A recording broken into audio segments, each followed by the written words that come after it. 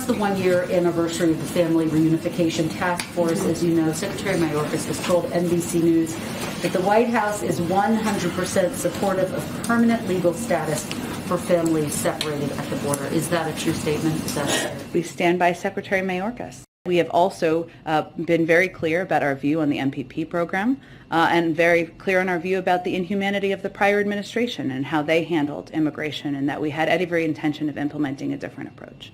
Does the president plan to decide what he's going to do on Supreme Court reform before he makes his nomination?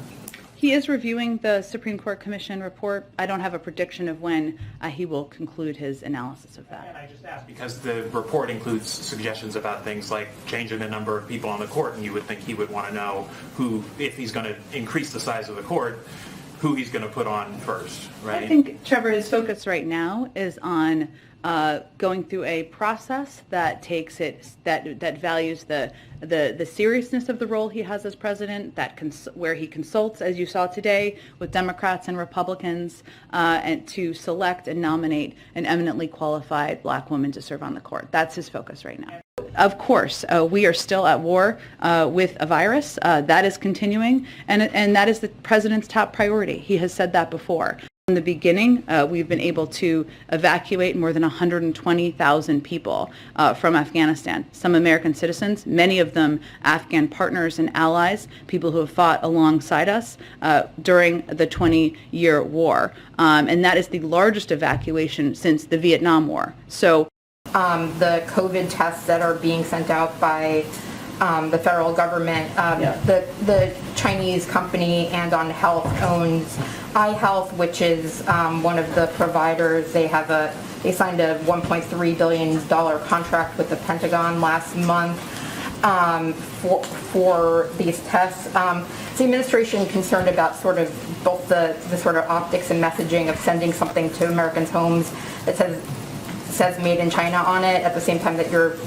doing this thing that you consider to be a positive good for Americans, and just kind of the overall philosophy of giving federal contracts to China. Well, I would say our objective and continues to be to increase U.S. manufacturing capacity of tests.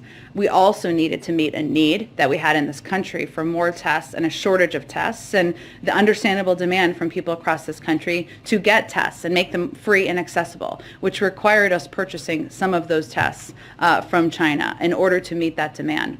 New Orleans became the first major district in the country to have a vaccine mandate for all students going into effect yesterday.